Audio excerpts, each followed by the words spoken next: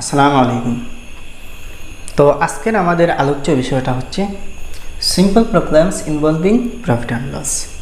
তো আপনাদের টেটের সিলেবাসে একটা টপিক আছে, সেটা হচ্ছে প্রফিট অ্যান্ড লস নিয়ে কিছু গাণিতিক সমস্যা, সেগুলো আমরা দেখব।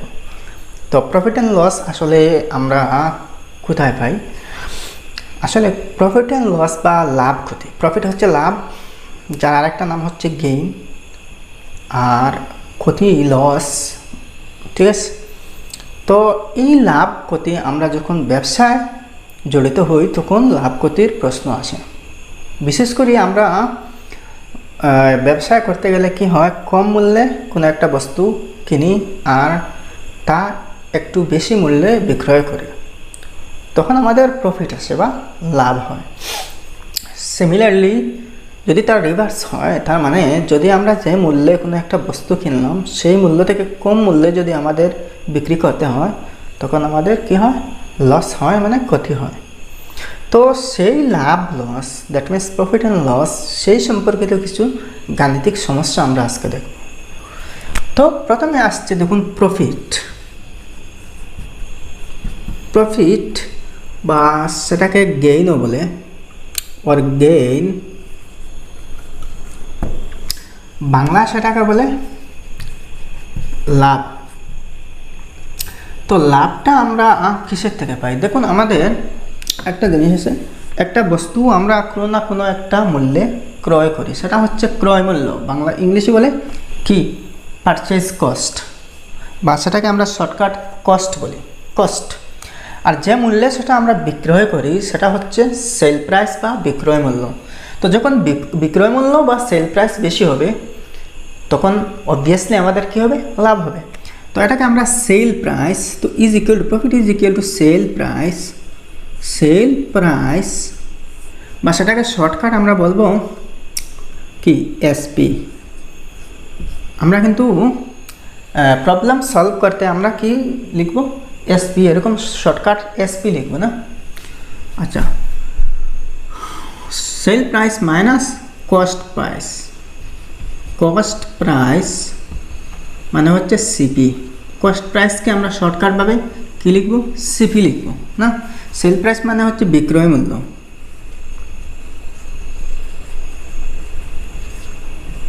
মাইনাস কস্ট প্রাইস মানে ক্রয় মূল্য।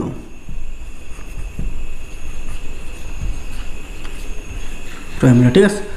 আচ্ছা, তো আমরা এখন লিখতে পারি P, P for profit is equal to SP minus CP. আচ্ছা, সেটার পার্সেন্টেজ আমরা কীরকম হিসাব করি দেখুন। সেটাটা যদি percentage of profit, percentage of profit is equal to কী লিখব, পার্সেন্টেজ অফ প্রফিট। তো প্রফিট উপরে আসবে প্রফিট আর নিচে আসবে সিপি, কস্ট প্রাইস, ইন্টু 100। একটা কথা জানা রাখবেন, আমরা যখন প্রফিট হোক বা লস হোক, যখন আমরা profit and loss, profit or loss পার্সেন্টেজে প্রকাশ করব, তখন সবসময় সেটা হবে কিসের পার্সেন্টেজ, সেটা সবসময় কস্ট প্রাইসের পার্সেন্টেজ আমরা রিপ্রেজেন্ট করব। দ্যাট মিন্স কি, আমরা যে মূল্যে ক্রয় করলাম, মানে ক্রয় মূল্যের উপর সবসময় প্রফিট অ্যান্ড লসের পার্সেন্টেজ মানে শতাংশ ক্যালকুলেট করা হয়, আনলেস আদারওয়াইজ স্টেটেড।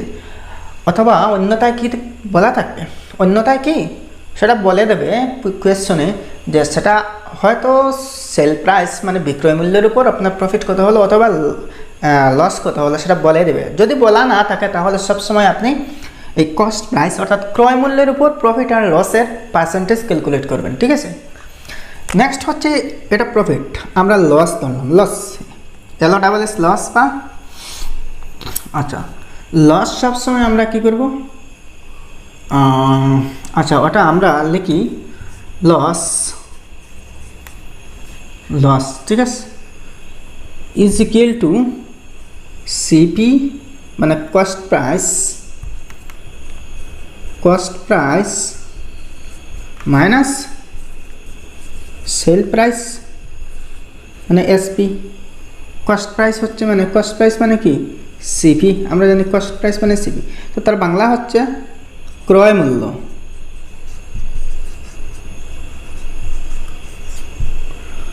মাইনাস বিক্রয় মূল্য।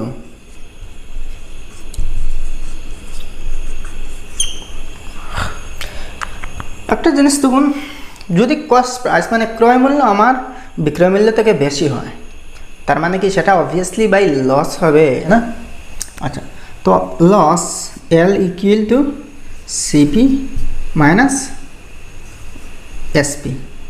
আর সেটাকে যদি আমরা পার্সেন্টেজে ক্যালকুলেট করি তাহলে দেখুন percentage of loss is equal to loss divided by CP into 100।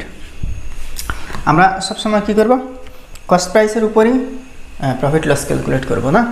তো এই হচ্ছে, এগুলো কিন্তু একেবারে বেসিক লেভেলের। আপনার লস প্রফিট লসের ব্যাপারে আরও অনেক আলোচনা করা আছে, সেটা হচ্ছে গ্রস প্রফিট বা net profit, gross loss, net loss. সেটা কিন্তু কমার্সের অ্যাকাউন্টেন্সিতে পাওয়া যায় বিশেষ করে। তো আমরা সেদিকে যাওয়ার আমাদের খুব একটা প্রয়োজন নেই। আমরা গ্রস প্রফিট বা গ্রস লস আর নেট প্রফিট, নেট লস, আমরা প্রফিট বলতে সাধারণত যেটা স্বাভাবিক বুঝি, আর লস বলতে যেটা স্বাভাবিক বুঝি সেটা নিয়ে আমরা আলোচনা করবো। আমরা কমার্সের অ্যাকাউন্টেন্সির দিকে বেশি যাব না, যাওয়ার খুব একটা প্রয়োজনও নেই। আচ্ছা, তো এই হলো আমাদের প্রফিট লস বা পার্সেন্টেজ কীভাবে, সেই প্রফিট লসের উপর পার্সেন্টেজ কীভাবে ক্যালকুলেট করতে হয় সেটার ব্যাপারে মোটামুটি একটা আইডিয়া পেলাম। এখন আমরা কিছুটা প্রবলেম সলভ করব। প্রথমে আমরা আরবিট্রারিলি কী করব, কয়েকটা এক্সাম্পল নিয়ে নেব। ধরে নিন কোনো একটা পার্টিকুলার আইটেম, একটা কমোডিটি মানে বস্তুর কস্ট প্রাইস ধরলাম 300 টাকা, মানে ক্রয় মূল্য। সেল প্রাইস ধরে নিলাম, সেটার সেল প্রাইস হচ্ছে 350 টাকা না। আচ্ছা, রুপিস, এটা মানে হিন্দিতে এটা রুপিস হয় না। তো find the percentage of profit. তো পার্সেন্টেজ অফ প্রফিট সেটা কীভাবে ক্যালকুলেট করবেন? তো ফার্স্ট দেখুন আমার সেল প্রাইস কত, এসপি মাইনাস সিপি, মানে সেল প্রাইস থেকে কস্ট প্রাইস বাদ দিয়ে দিলেই তো আমার প্রফিট হচ্ছে না। সেটা হচ্ছে দেখুন profit equal to sell price minus cost price. ঠিক আছে, তো সেল প্রাইস কত হচ্ছে 350 মাইনাস কস্ট প্রাইস 300, তো ইকুয়াল টু রুপিস 50। তো আমার এখানে প্রফিট কত হলো 50 টাকা। তো সেই 50 টাকা দেখুন আমাদের বলছে এখানে find out percentage of profit. তো প্রফিটের পার্সেন্টেজ আমরা বের করব। তো আমাদের এখানে কিন্তু বলা নেই যে কিসের উপর, সেল প্রাইসের উপর তো হতে পারে আর কস্ট প্রাইসের উপরও হতে পারে। তো যেহেতু বলা নেই তো আমরা এটাকে কস্ট প্রাইসের পার্সেন্টে আমরা রিপ্রেজেন্ট করব। তো দেখুন percentage of profit is equal to profit. আচ্ছা, শর্টকাটে আমরা যাব না, আমরা এটার ফর্মুলা লেখার প্রয়োজন নয়, যেহেতু আমরা জেনে ফেলছি। তো 50 ডিভাইডেড বাই কস্ট প্রাইস কত আছে, কস্ট প্রাইস আছে 300 ইন্টু 100। তো এখানে দুইটা জিরো আছে, তো একটা জিরো আর ওই একটা জিরো ক্যান্সেল দিলাম না। তো 5 × 10 = 50, দেখুন 5 × 10 = 50 ডিভাইডেড বাই 3। তো এটাকে আমরা যদি এরকম লিখি যে 3 × 16 = 48, বাকি থাকবে 2, 3/2 না, তো এই পার্সেন্ট। তো 16 and 2/3%, সেটাকে আমরা এরকম ফ্র্যাকশনে রাখলাম আর কি, মিক্সড ফ্র্যাকশনে। যদি আপনি সেটাকে ভগ্নাংশে নেন, মানে এই ডেসিমেল ফ্র্যাকশনে যদি নেন, দশমিক ভগ্নাংশে, তাহলে কি হচ্ছে 16.2কে যদি আমি 3 দিয়ে ডিভাইড দিই তাহলে 67 আসবে। তো এইটা সমান এইটা। আচ্ছা, তো এই যে একটা পার্টিকুলার আমরা প্রবলেম ধরলাম। আচ্ছা, এটা তো আমরা কস্ট প্রাইসের উপর প্রফিট বের করলাম, প্রফিটের পার্সেন্টেজ ক্যালকুলেট করলাম।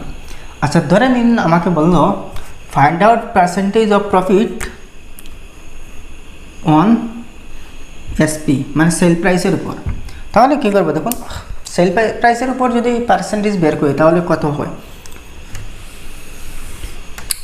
তো দেখুন সেল প্রাইস কত আমার এখানে প্রফিট কত আসলো দেখুন 350 মাইনাস 300 তো 50, 50 টাকা হচ্ছে প্রফিট। আচ্ছা, তো আমার কি বলছে এবার সেল প্রাইসের উপর, তো সেল প্রাইস 350 আছে না, 350 ইন্টু 100, আপনি পার্সেন্টেজ বের করবেন তো সবসময় 100 দিয়ে আপনার মাল্টিপ্লাই করতে হবে। তো ইজ ইকুয়াল টু একটা জিরো ক্যান্সেল দিন, 5 7 35 ক্যান্সেল, তো 7 ভাগের 100 না, 100/7। তো সেটাকে যদি আমরা দেখুন 7 14 98, বাকি থাকলো 2, নিচে লিখুন 7, তো 14.2/7% না। তো সেটাকে যদি 2/7কে যদি আমরা দশমিকে প্রকাশ করি তাহলে 14.2 আসবে, তারপর আসবে 8285 এরকম হবে মোটামুটি 14.28% মোটামুটি আর কি এটা হবে।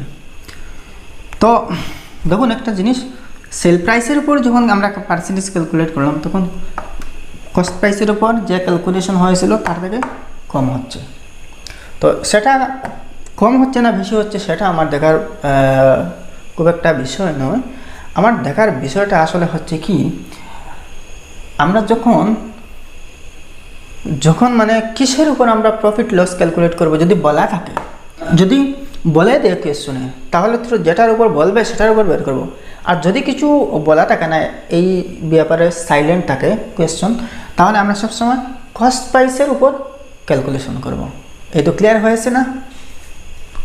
আচ্ছা, আরও একটা মানে আমরা র্যান্ডম কোয়েশ্চন ধরলাম, Ruhul loses 20% on cost, what is his loss on sale. আচ্ছা, রুহুল কী করলো, কোনো একটা পার্টিকুলার প্রোডাক্টে সে কী করলো 20% লস তার হয়েছে কস্ট প্রাইসের উপর, তাহলে সেল প্রাইসের উপর তার লস কত হয়। তো যেহেতু এখানে দেখুন সেল প্রাইস বা কস্ট প্রাইস দেয়া নেই, তো আমরা ধরে নেব তার sell price, let CP, sell price না কস্ট প্রাইস, সিপি মানে ক্রয় মূল্য, সিপিবি, লেট সিপিবি ₹100, মানে 100 টাকা, বাংলায় লিখলে 100 টাকা না, ধরি ক্রয় মূল্য 100 টাকা। তো 100 টাকা যদি হয় তো 100 টাকার 20%, দেখো তো লস কত পার্সেন্ট, 20% লস। আর আমরা লসটা কিসের উপর ক্যালকুলেট করি, কস্ট প্রাইসের উপর। আর এখানে তো দেওয়া আছে কস্ট প্রাইসের উপর লস হচ্ছে 20%, তো 20%, 100 at 20%, 100 at 20% না, তো 100 কাটা গেল, বাকি থাকলো 20, তার মানে 20 রুপিস 20 কী হলো তার লস হলো, এই 20 টাকা তার লস হলো না। আচ্ছা, এখন আমরা পেলাম যে 20 টাকা লস। তো 20 টাকা যদি লস হয় তাহলে তার সেল প্রাইসের উপর লস কত হচ্ছে। তো 20 টাকা লস, তো আমরা দেখুন একটা জিনিস জানি, সেল প্রাইস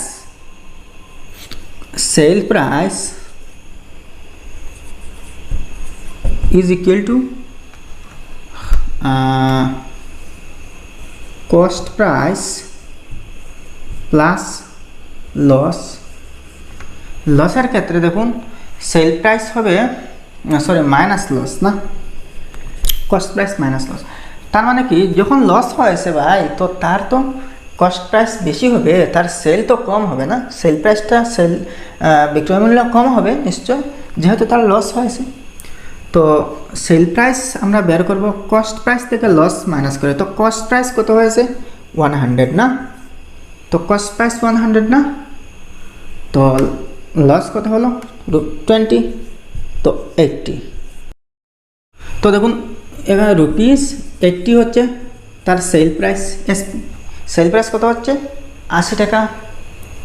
আচ্ছা, তো 80 টাকা, সে 100 টাকার বস্তু কী করলো, 100 টাকার বস্তু 80 টাকায় বিক্রয় করলো, ফলে তার লস হলো 20 টাকা। আর এই 20 টাকা পার্সেন্টেজে হিসাব করলে 20%ই হয়। তো এখন দেখি আমরা এই 80 টাকা কত পার্সেন্ট হবে?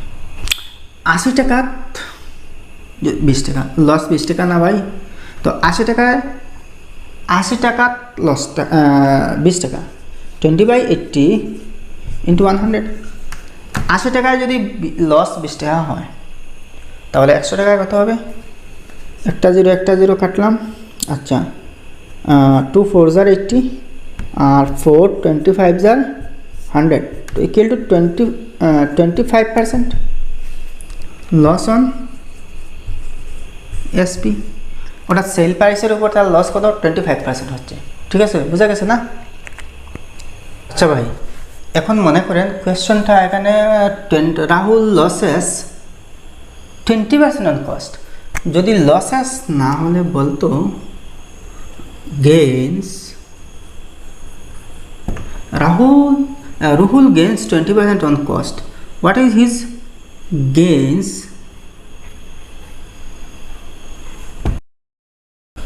on sale?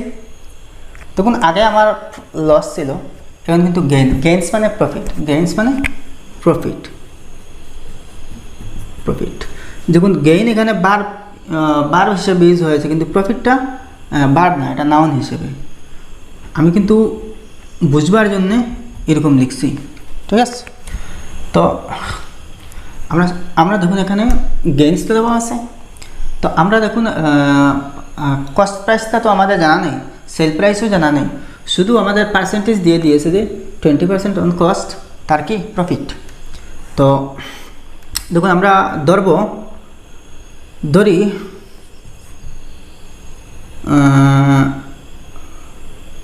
সিপি মানে ক্রয় মূল্য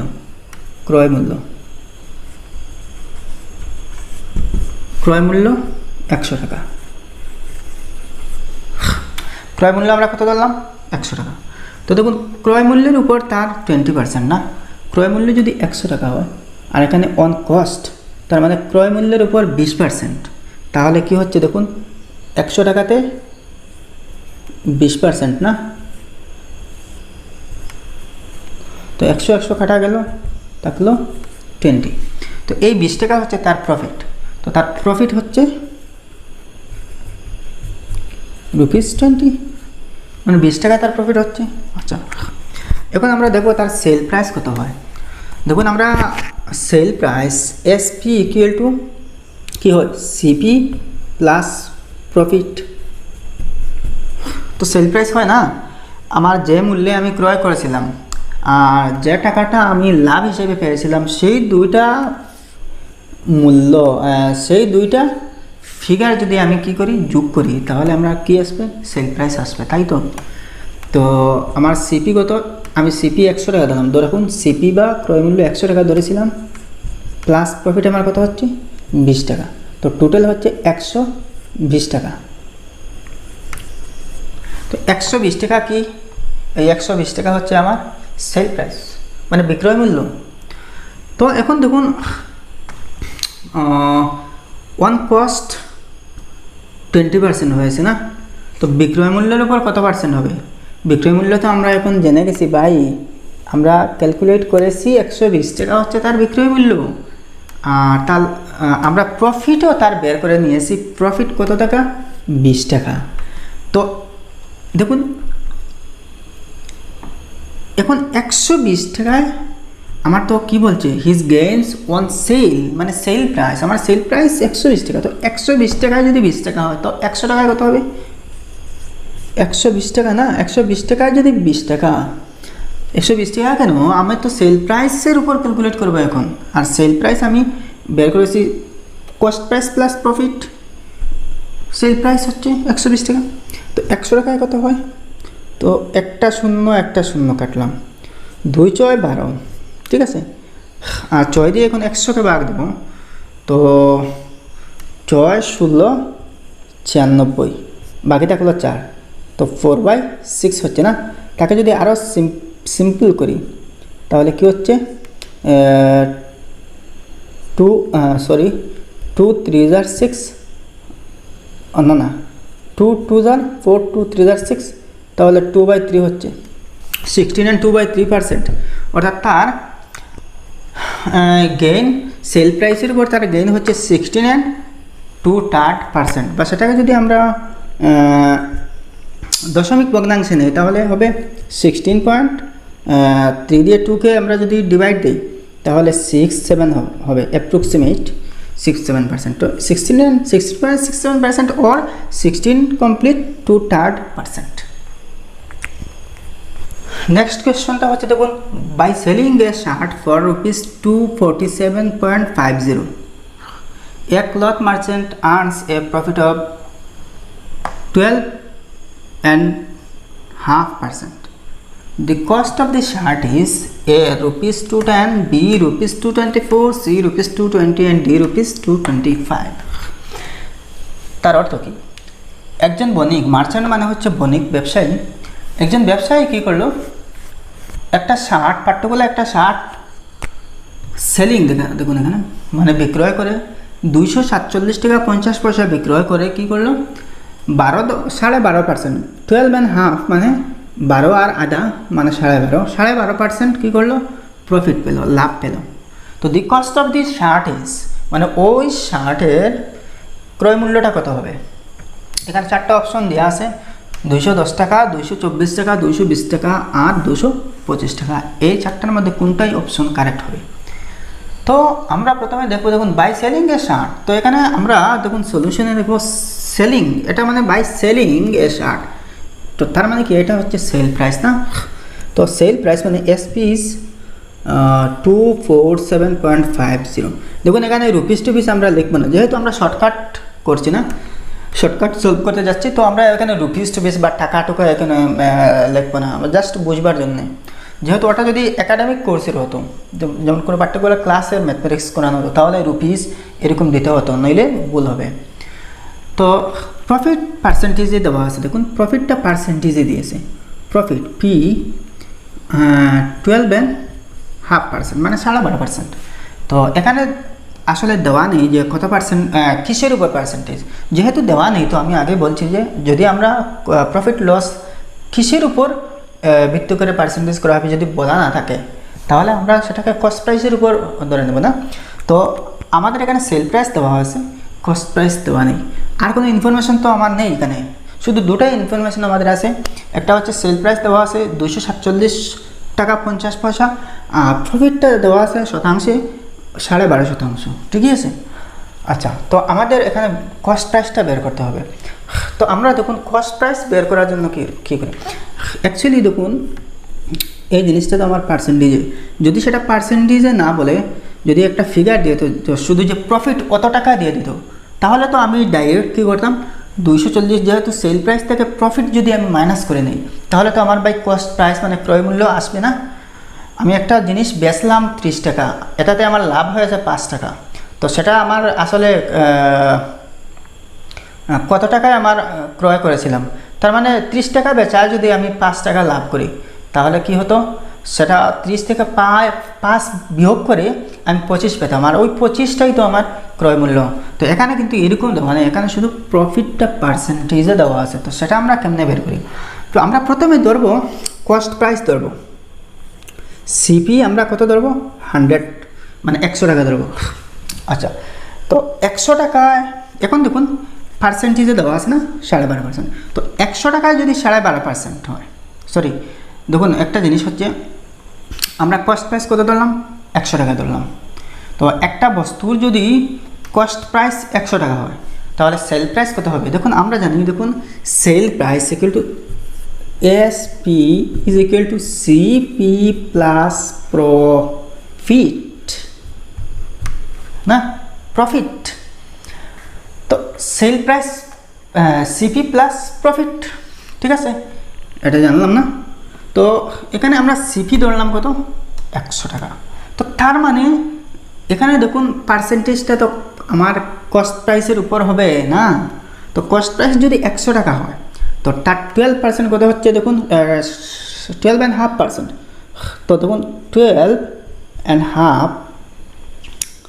কত, 100 টাকায় তো হচ্ছে না, 100 টাকায় 100 টাকা 12.5%, তার মানে আমরা তার কত টাকা, 100 টাকায় কত টাকা লাভ হয়েছে সেটা দেখি। তো 100 কাটা গেল, বাকি থাকলো 12.5 মানে রুপিস। এটা হচ্ছে আমার 12.5 টাকা এখন লাভ। 100 টাকায় লাভ 12.5 টাকা। তার মানে কি, আমরা সেল প্রাইস, এটার সেল প্রাইস আমরা বের করতে পারবো। দেখুন কস্ট প্রাইস কত আমরা ধরেছিলাম, 100 টাকা ধরেছিলাম। 100 টাকা প্লাস এখানে 12.5 টাকা না, 12.5, তো ইজিক্যাল টু 112 সমস্ত 2/1, মানে 112 টাকা 50 পয়সা এখন হচ্ছে তার সেল প্রাইস। তাহলে দেখুন একটা বস্তুর মূল্য, কেনা মূল্য 100 টাকা হলে তার বিক্রয় মূল্য হচ্ছে 112 টাকা 50 পয়সা। তো আমরা সেটাকে কনভার্সলি বলবো, যেহেতু আমরা এখান থেকে কী বের করব, কস্ট প্রাইস বের করব না, তো আমরা সেটাকে কনভার্সলি বলবো, যখন বিক্রয় মূল্য হচ্ছে 112 টাকা 50 পয়সা, ক্রয় মূল্য হচ্ছে 100 টাকা।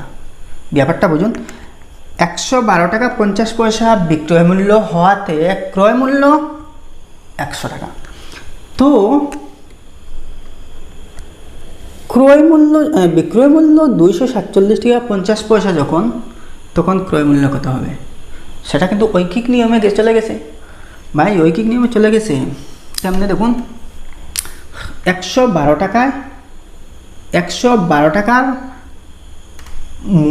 বস্তু ক্রয় মূল্য হচ্ছে 100 টাকা, তো 247 টাকা 50 পয়সার বস্তুর ক্রয় মূল্য কত হবে?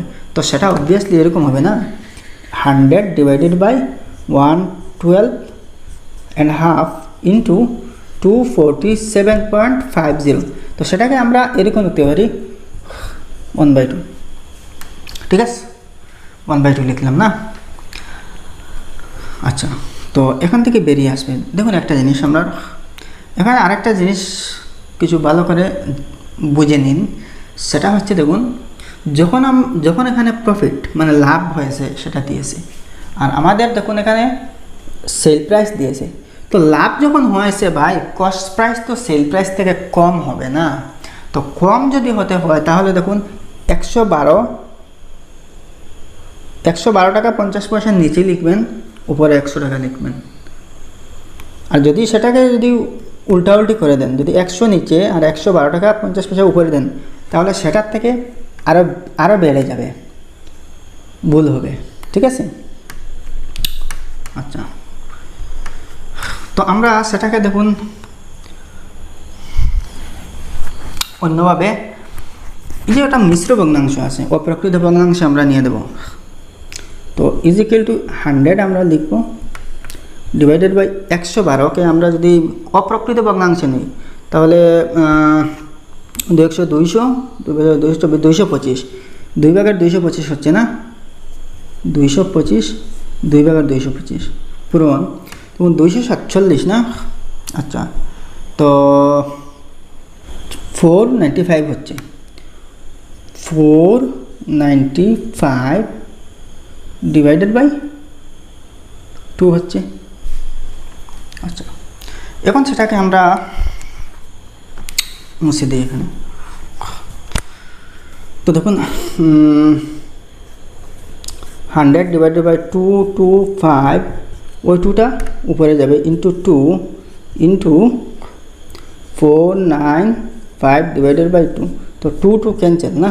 আচ্ছা, সেটাকে 5 দিয়ে আমি যদি মাল্টিপ্লাই করি, 5 দিয়ে যদি আমরা ডিভাইড দিই, কাটাকাটি করি, তাহলে 45 হচ্ছে, আর ওটা হচ্ছে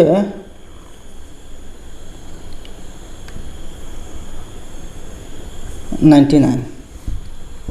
ঠিক আছে, আবার দেখুন 5 20 * 100, 5 9 * 45, আবার 9 11 * 99, তো 20 11 কত হয়, 2 11 22, 220, তো 220 টাকা হচ্ছে না। তো আমার এখানে আনসার কী পেলাম, আমি 220 টাকা পেলাম। তো 220 কোথায় আছে, অপশন নাম্বার সিতে। আচ্ছা, তো নেক্সট একটা কোয়েশ্চন আমরা দেখো। দেখুন, Abi buys 10 articles for ₹8 and sells them at the rate of ₹1.25 per article. His gain is 20%, 56 and 1/4%, 19.5%, and D number 30%। তো এই কোয়েশ্চন দেখুন, অভি কী করলো, 10টা বস্তু 8 টাকায় কিনলো। কী করলো, 10টা বস্তু সে 8 টাকায় কিনলো, আর প্রত্যেকটা বস্তু 1 টাকা 25 পয়সায় বিক্রয় করলো। তো তার গেইন মানে তার লাভ পার্সেন্টেজে কত হয়? এখানে দেখুন 10টা বস্তু সে 8 টাকায় খরিদ করলো, কিন্তু প্রতিটা বস্তু সে 1 টাকা 25 পয়সা করে বিকলো, মানে বেচলো 1.25 না। আচ্ছা দেখুন 10 আর্টিকলস, এখানে আর্টিকলস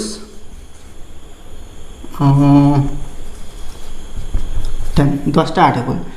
তো আমরা সেল প্রাইস এসপি কত, তো 10টা আর্টিকেল সে 8 টাকায় কিনছে না, তো এসপি রুপিস 8, আর পার সে কত বেচছিল, পার আর্টিকেল রুপিস 1.25, 1 টাকা 25 পয়সা। তো একটার দাম যদি 1 টাকা 25 পয়সা, আমি এখন বিক্রয় মূল্য বলছি, দেখুন এসপি, এটা সরি এসপি না, এটা হচ্ছে সিপি, সেল প্রাইস। আচ্ছা, তো এসপি কত হয় দেখুন, একটার দাম যদি 1 টাকা 25 পয়সা হয়, তাহলে 10টার দাম কত হবে, 10 ইন্টু 1 টাকা 25 পয়সা, মানে 12.5 হবে। দেখুন 10 দিয়ে আমি গুণ করছি না, তো 0.1 কর আর ডান দিকে সরবে, তো ডান দিকে যদি সরে ওই জায়গায় আসবে, তো 12.5 হচ্ছে। তো আমার সেল প্রাইস আমি 12.5 পেয়েছি, কস্ট প্রাইস আমার 8 টাকা পেয়েছি। তো দেখুন আমার এখানে কোয়েশ্চনে বলছে যে হিজ পার্সেন্টেজ অফ গেইন, মানে হিজ গেইন ইজ পার্সেন্টেজে দিয়েছে। তো আমার এখানে টোটাল গেইন কত হচ্ছে, তো গেইন ইজ ইকুয়াল টু দেখুন এসপি মাইনাস সিপি। তো এসপি কত, 12 টাকা, ইজ ইকুয়াল টু 12 টাকা 50 পয়সা মাইনাস, এটার কিন্তু 50 পয়সা বোঝায়, তারপরে 0 একটা আপনি লাগালেও পারবেন, 0 একটা আপনি লাগিয়ে দিলেও পারবেন, আর না দিলেও পারবেন, অসুবিধা নেই, 50ই বোঝাবে, মানে 50 পয়সা বোঝাবে না। আচ্ছা, সিপি হচ্ছে 8 টাকা, তো আমার গেইন কত হচ্ছে, 12 টাকা 50 পয়সা থেকে আমি 8 টাকা মাইনাস করলাম, তো 4 টাকা 50 পয়সা হবে, 4.5 হবে। আচ্ছা, তো এখন এই 4.5টা হচ্ছে আমার টোটাল প্রফিট। আচ্ছা, তো পার্সেন্টেজ অফ গেইন, তো আমরা এখানে দেখুন গেইনের পার্সেন্টেজ কিন্তু এখানে সেল প্রাইসের উপর না কস্ট প্রাইসের উপর দেয়া নেই, তো আমরা এখানে ধরবো সবসময় কি কস্ট প্রাইসের উপর। তো therefore percentage of profit is equal to 4.5, profit হচ্ছে ডিভাইডেড বাই, ফর্মুলাটা আমরা কি পেয়েছিলাম, profit divided by cost price. তো কস্ট প্রাইস কত হচ্ছে 8 ইন্টু 100, তার মানে কি 8 টাকায় যদি 8 টাকার বস্তুতে যদি আমি 4 টাকা 50 পয়সা লাভ করি, তাহলে 100 টাকার বস্তুতে আমি কত টাকা লাভ করবো, সেটাই হচ্ছে তো পার্সেন্টেজ। তো দেখুন, আচ্ছা 4.5কে আমি কি লিখতে পারি, দেখুন 45/10 লিখতে পারি, আবার ডিভাইডেড বাই 8 আছে না, ইন্টু 100, তো is equal to 45 divided by 10, আর ওই 8-এর নিচে 1 আছে, তো ইন্টু আমরা ওটা দেখুন এই ফ্র্যাকশনের মাল্টিপ্লিকেশন আর ডিভিশনের ক্ষেত্রে আমরা কি পেয়েছিলাম, যে এইটা একটা ফ্র্যাকশন, এইটাও একটা ফ্র্যাকশন, মানে ভগ্নাংশ, একটা ভগ্নাংশকে অন্য একটা ভগ্নাংশ দিয়ে আমি ভাগ করছি। তো এই ক্ষেত্রে আমি ভাগ করতে পারবো না, আমি ভাগের জায়গায়, এটা তো ভাগ চিহ্ন, ভাগের জায়গায় আমি পূরণ চিহ্ন বসিয়ে দিলাম, আর ওই যে ফ্র্যাকশন বা ভগ্নাংশ রয়েছে সেটার রেসিপ্রোক্যাল মানে প্রতিক্রম নিয়ে নেব, তো তার প্রতিক্রম 1/8 হবে, আর এখানে ইন্টু 100 রয়েছে। আচ্ছা, তো 10 10s are 100, ঠিকই আছে। আচ্ছা, তো আবার দেখুন 2 5s are 10, 2 4s are 8, দেখুন 5 ইন্টু 45 কত হয়, 45 200, আর 5 5 25, 225, 225 ডিভাইডেড বাই নিচে 4 আছে। তো এটাকে যদি আমি ক্যালকুলেট করে দেখি, 4 5 20, আবার 4 6 24, তারপর 1/4 না, তো পার্সেন্টেজটা হচ্ছে 56 and 1/4%, ঠিক আছে। বা সেটাকে আমি যদি 1কে যদি আমি 4 দিয়ে ডিভাইড দিই, তাহলে 1/4 ইজ ইকুয়াল টু 0.25 হচ্ছে। সেটাকে যদি আমি সেটা অপশনে কিন্তু এরকম দেওয়া নেই, আপনি দেখুন।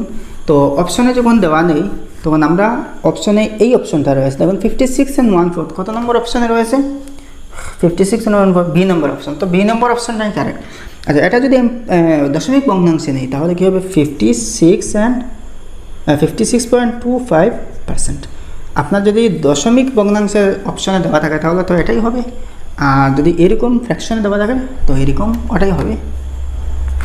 আচ্ছা, এই কোয়েশ্চনটা দেখুন, Dayaram sells 320 mangoes at the cost price of 400 mangoes, his gain percentage. তো দয়ারাম 320টা আম 400টা আমের মূল্যে সে বিক্রয় করলো। কী করলো? 320টা আম বিক্রয় করলো 400টা আমের মূল্যে, at the cost price of 400 mangoes. তার মানে কি 320টা আম সে বিক্রি করলো 400টা আমের ক্রয় মূল্যের দামে। তাহলে তার গেইন কত পার্সেন্ট হলো? তো আমি সেটাকে দেখুন, প্রথমে একেবারে শর্টকাট, এখানে দেখুন একটা আমের মূল্য কত টাকা সেটা কিন্তু দেওয়া নেই। তো সেটা আমাদের হিডেন আছে, কিন্তু হিডেনভাবে মানে সেটা উজ্জ্বল হিসাবে রয়েছে। আমার একটা আমের মূল্য কত সেটা কিন্তু বের করতে পারবেন। তো যাই হোক, তো আমি প্রথমে একেবারে শর্টকাট যে মেথড সেটা আমি লিখে দিচ্ছি। তো আপনার প্রফিট পার্সেন্টটা আমার হবে 400 মাইনাস 320 ডিভাইডেড বাই 320 ইন্টু 100। পরে কিন্তু সেটা আমি ভালো করে বুঝিয়ে দিচ্ছি। তো দেখুন কি আসে, 400 থেকে 320 যদি আমি মাইনাস করি তাহলে কত থাকবে 80 থাকবে। 80 ডিভাইডেড বাই 320 ইন্টু 100। আচ্ছা, একটা জিরো কাটা গেল, 8 4 32, 4 25 100। তাহলে 25% হচ্ছে না ভাই? 25% সি নম্বর অপশানে আছে। আচ্ছা, এখন আমি ডিটেলস ওটা বুঝিয়ে দিচ্ছি। আচ্ছা, তো এখানে একটা জিনিস দেখুন, আমার একটা আমের মূল্য কত টাকা সেটা কিন্তু দেওয়া নেই, কস্ট প্রাইস বা সেল প্রাইস কোনোটাই দেওয়া নেই। তো সেটা কিন্তু হিডেন আছে, মানে উজ্জ্বল হিসেবে রয়েছে। তো 320টা আম সে বিক্রয় করলো 400টা আমের ক্রয় মূল্যের সমান। তো আমরা একটা আমের ক্রয় মূল্য কত ধরলাম একটা আমের ক্রয় মূল্য 1 টাকা। ঠিক আছে, 1 টাকা করে একটা আমের ক্রয় মূল্য ধরলাম। তাহলে 320টার ক্রয় মূল্য কত হবে? 320 পূরণ একটা আমের দাম 1 টাকা ধরলাম, তো 320 টাকা হচ্ছে। আচ্ছা, 320 টাকা হচ্ছে 320টা। তো সে কিন্তু 400টা আমের ক্রয় মূল্যের সমান বিক্রয় করলে এই 320টা আম, তো ক্রয় মূল্যের সমান। তো সেটা দেখুন আমরা কি বের করলাম, সেটা 320টা, সেটা হচ্ছে কস্ট প্রাইস সিপি বের করলাম না। তো 400টা একটার দাম যদি 1 টাকা হয়, সে তো কিন্তু ক্রয় মূল্যের উপর বিক্রি করলো না, এই 400টা আমের ক্রয় মূল্যের সমান বিক্রি করলো কয়টা আম? 320টা। তো 400টা আমের ক্রয় মূল্য কত হচ্ছে? 1 × 400। 1 টাকা করে তো ক্রয় মূল্য, 400 টাকা। তো 400 টাকা সে বিক্রি করলো কয়টা আম? 320টা আম। ওয়ারেস 320টা আমের মূল্য 320 টাকা।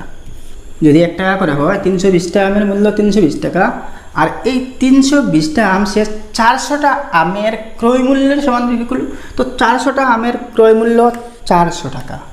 তার মানে লাভ হচ্ছে 400 মাইনাস 320 ইজ ইকুয়াল টু ₹80। তো আমরা প্রফিট তো এখানে পেয়ে গেছি না? তো আমরা পার্সেন্টেজে যদি সেটা ক্যালকুলেট করি তাহলে কিসের উপর করব? কস্ট প্রাইসের উপর। কস্ট প্রাইস কত আছে? 320টার কস্ট প্রাইস তো 320 টাকা। তাহলে 80 ডিভাইডেড বাই 320 ইন্টু 100, 0 0 8 4 32, 4 25 100 সমান 25%। আচ্ছা, এই কোয়েশ্চনটা দেখি, দি সিপি মানে cost price of N article is 40% of this SP, what percent is SP that of CP? মানে কোনো একটা আর্টিকেল মানে কোনো একটা বস্তুর কস্ট প্রাইস হচ্ছে তার সেল প্রাইসের 40%। সেল পার্সেন্ট মানে ক্রয় মূল্যটা হচ্ছে বিক্রয় মূল্য এর 40%। তাহলে what percentage SP that of CP? তাহলে ওই বস্তুটার সেল প্রাইস কস্ট প্রাইসের কত পার্সেন্ট, কথাটা বোঝা গেছে না? একটা বস্তুর কস্ট প্রাইস তার সেল প্রাইস এর 40%। আবার যদি আমি কনভার্সলি বলি, তাহলে ওই বস্তুটার সেল প্রাইসটা কস্ট প্রাইসের উপর কত পার্সেন্ট সেটা বের করব। তো এখানে দেখুন, আমরা যেহেতু সিপি হচ্ছে 40% অফ দি সেল প্রাইস, তো আমরা লেট এসপিভি রুপিস 100। আমরা সেল প্রাইস ধরবো 100, ঠিক আছে? মানে 100 টাকা আমরা সেল প্রাইস ধরবো।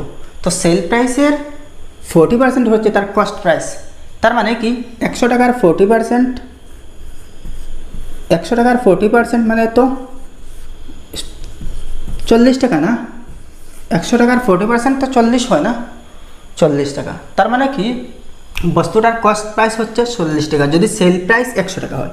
বস্তুটার সেল প্রাইস যদি 100 টাকা হয়, তাহলে কস্ট প্রাইস হবে 40 টাকা, ঠিক আছে? আচ্ছা, তো কস্ট প্রাইস 40 টাকা হয়। তাহলে এবার বলছে যে ওই কস্ট প্রাইসের কত পার্সেন্ট হচ্ছে সেল প্রাইস। তো দেখুন, 40 টাকার বস্তুর যদি সেল প্রাইস 100 টাকা হয়,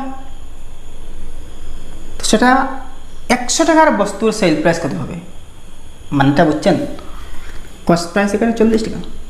When cost price is rupees 40, sale price is rupees 100. When cost price is rupees 100, sale price is what? তো কী হবে দেখুন, সেল প্রাইস নিশ্চয়ই বেশি হবে। তো 40 টাকার বস্তুর সেল প্রাইস 100 টাকা, তো 40/100। তাহলে 100 টাকার বস্তুর সেল প্রাইস কত হয়? সেটাই তো পার্সেন্টেজ না? তো একটা জিরো কাটলাম, তো 4/25 100, ঠিক আছে? আর 10/25 250, তো সেটা হচ্ছে 250%, মানে 250%। That means what percent is SP that of CP? That means SP is 250% of CP. তো 250 অপশন নম্বর ডি।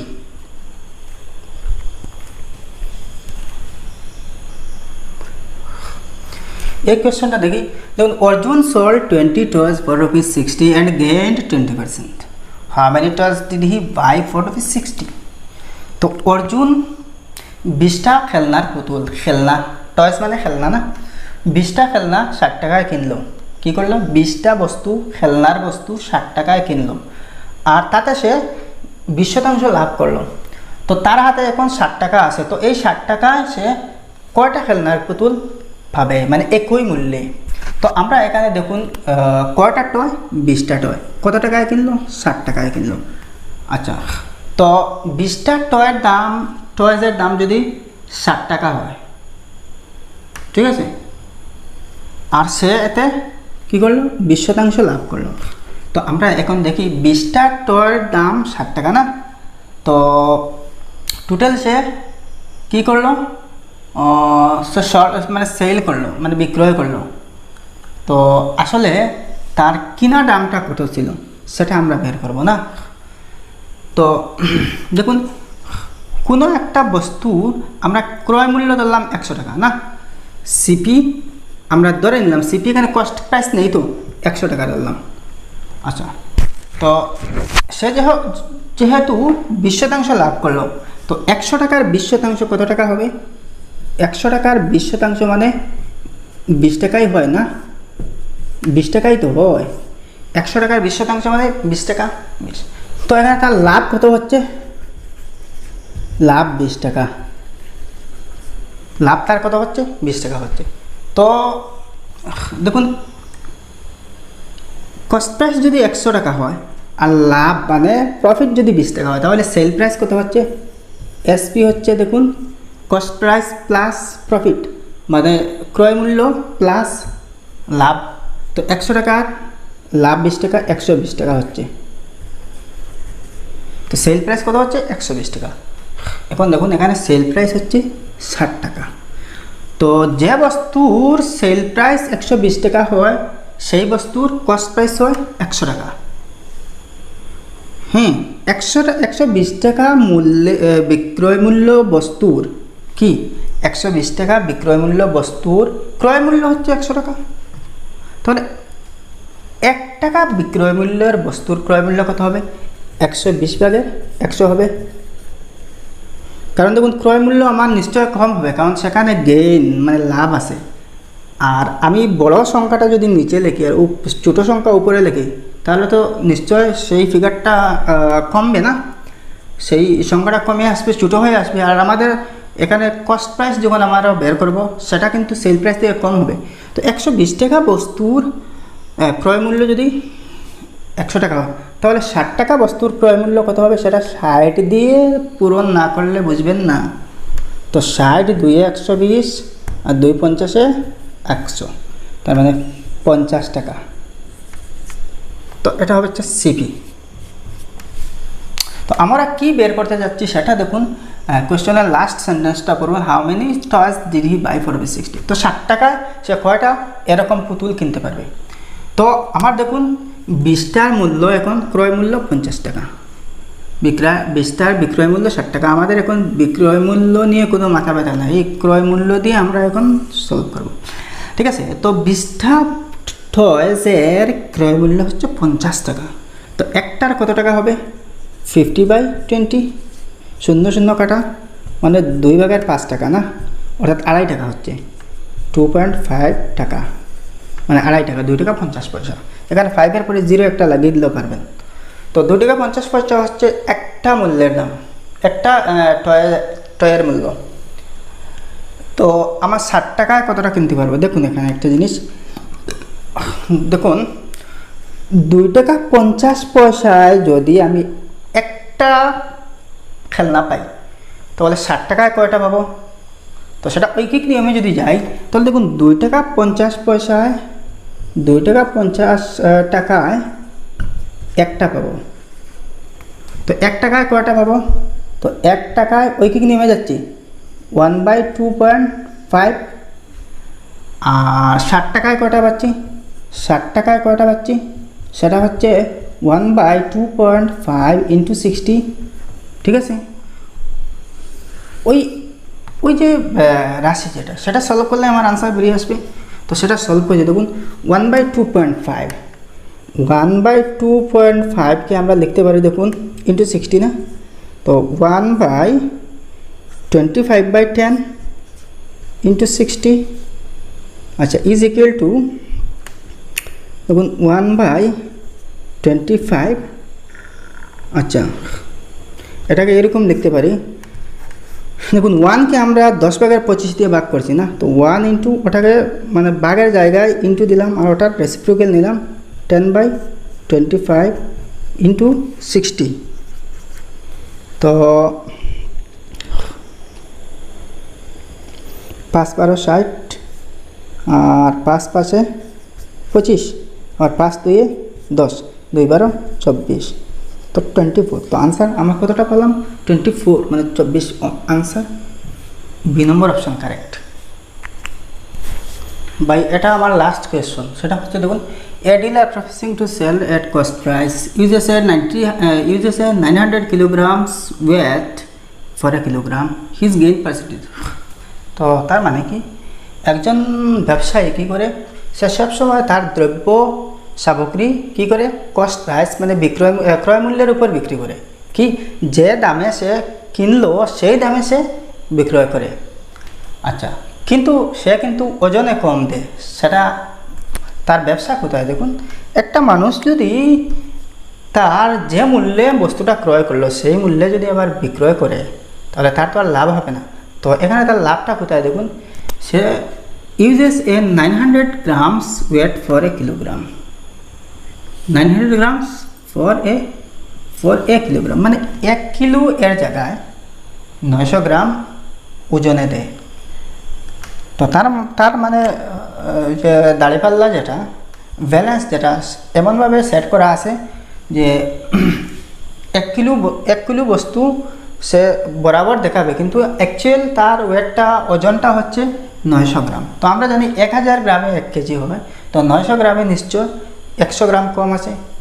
তো এই পন্থায় যদি সে দ্রব্য সামগ্রী বিক্রয় করে তাহলে তার প্রফিটের পার্সেন্টেজ কী হয়?